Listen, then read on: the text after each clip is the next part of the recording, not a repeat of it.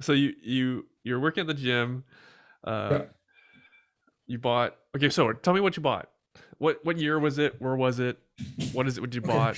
Tell me what the We price was. started out 2009 was the first Right after the crash. property. Perfect time. Yeah.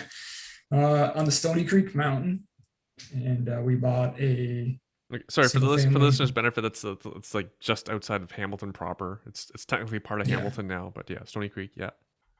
Yeah. And it was a nice brick bungalow with a detached garage on a corner lot.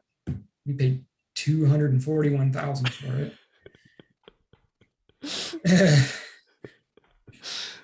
And then because that was a rent to own, we collected a $15,000 option payment up front. Fifteen And thousand back then, dollars. that was, I think that might have been at that time through Rockstar the biggest down payment received. And now I know people are doing much bigger ones than that, but back then that was a big one. And yeah, we had that prop. We don't own it now, unfortunately. But we went 3 years with a tenant buyer in there. They divorced, so they left the property. We did another rent to own with another couple, and they ended up buying out at the end of their 3 years. So um, So you rented it for 6 years total as a rent home. total, yeah, Do you remember what the rents were and what you exited yeah, for? yeah. We originally rented it out for $1,500 a month to the first tenant, and then when we re-rented it out, it was for 1,800. Boohoo, they left. And then and then we ended up selling to them for, I believe, 340. So that is still a fantastic return for you. Sure, absolutely it is. Yes, Do you know offhand what that can't return? complain, but Like that's 100 grand no, in 6 years. no, no, from 240 to 340, $100,000 over 6 years. Yeah. Yeah, yeah. And did you have to Yeah. renovate or anything? Like put We a basement did suite or absolutely nothing? nothing. We did Absolutely absolutely nothing. nothing. We didn't do a thing. Even between tenants, we painted in between tenants. That's it. But our first tenant, they built a new deck. They put up a fence. They paved the driveway. They did all this stuff for to the property while they were living there. So They should have just yeah, we bought did we it. did all right. They should have just I know. bought it I and don't. I don't sold it. understand it. Yeah. Sucks. Oh man. Do you know what the market value was? Yeah, even after you let it go for 340? What it is today, I'm or what guessing it was when we no at then. that I'm time. guessing the 340 was under At market that even at the time, time. it was a little bit, not a ton, but it was a little bit undervalued. Yeah. Got it. Got it. Okay. So we left a little bit of money on the table there, but the tenant buyers, they got instant equity, so it was nice for them. They were good people. So Good, good. Well, that's the whole point of the strategy is to help people, right? yeah, Uh, can you kind of like high level explain a rent to own? Because I'm sure. sure So some listeners won't know what it is. it's it's a program basically allows a tenant to enter into an agreement with the landlord to have an option to purchase the property at a certain price in the future. So typically it's about 3 years, and you would agree upon a price up front. And part of their rent every month goes towards credits, towards the purchase price. So they're going to put down a deposit up front, which is the option fee that goes towards the purchase of the property at the end of the term. And then every month they're earning credits as well that go to that towards that purchase price. Ideally, in the end, they end up with close to a full down payment from their option fee and their monthly credits to allow them to buy the property. So they have to have good incomes, but maybe their credit isn't in the right place to qualify for a mortgage at that point in time, but they get to go into a home that they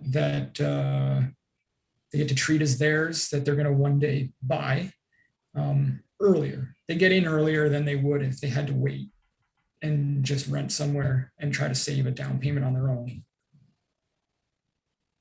Excellent. Very good explanation. Do you want to hazard to guess what the current market value of this house would be? Holy smokes. Maybe 750. I don't know how big it is, but yeah, my first thought was at least double.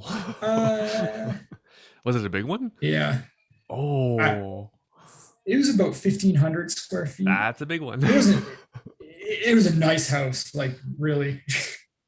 It had, like I said, a detached garage, and in that area, most of the houses didn't have garages. Right. It was a corner lot, so it was a little bit bigger lot than normal too. The garage itself was like fully insulated, had its own it was heated and everything. Mm-hmm. It was a nice place. Mm-hmm. Sorry that we don't own that anymore, but what are you gonna do? For the investor, I think that wants more surety in their investment. Rent to own makes sense. Also, some more cash flow because the rent's higher. Yeah, but yeah, and I think it's a great way to get started, because the typically the tenant is also a little bit easier to manage, I would say, because they're taking better care of the property, because they didn't just take care of it; they renovated for you. Yeah, well, in that case, pocket. yeah, that wasn't always the case with all of them, but yeah, that does happen because it's just a different mindset that they have. Yeah. So you're not getting phone calls for little repairs and things. It's a lot easier to manage. So I would recommend it for people getting started as a good entry into getting into real estate investing, for sure. Yeah, it's like property management light, because the tenant has skin in the game. The intention is that they're going to own the home. That they are a much easier tenant profile usually to deal with. Mm-hmm. And again, they gave you the $15,000 up front, so of course your cash flow is better. Yeah. Right. That's amazing. And then they don't all go that way. They don't all go that way. We'll get to that. We'll get to that actually. And then how many more rent owns did you do? Because you guys shot at a cannon. Yeah, we did. So like I said, we did 7 more pretty fast. So in about a 15-month period. And then we kind of slowed down after that. But at one point we had 12. And then we sold some off through the tenants buying out. And right now we're at 7. But none of them are rent to own anymore. They're all straight rentals. Because was there at some point you decide not to sell any more properties? Yeah, especially when you leave money on the table. We're not selling these anymore.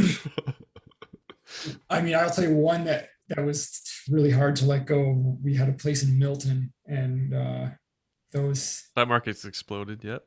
Holy smokes! And when we sold that one, it was probably $150,000 undervalued when the tenant bought that one out. I think that was at that point so the market had started taking off. So like it was really hard to come up with buyout prices, and so we were leaving money on the table in that sense. We weren't losing money by any means. We were still doing well, but that, and then it was also getting harder to qualify for mortgages. So as we were some of these were selling off, and then we'd go back into the market to try to buy houses, we were having more trouble qualifying for mortgages. So we decided, as these ones that were still on rent to owns, as they were kind of expiring, that we were just going to stick with straight rentals from here on out. So rational decision. Oh, can you explain a buyout price to the listener who's not fully familiar with rent to owns? So the buyout price would be an agreed upon price up front that we would set, that we typically when we're doing it, we're using like CMHC kind of projections for those areas. which were like 3 to 5% a year appreciation. That's kind of what we were doing, compounding that out. So for three years, so there'd be a buyout price after year 1, and then another 3 to 5% increase after year 2, and then same year 3. That's how we would kind of set our buyout prices. And then the tenant would agree to that upfront in the option agreement. So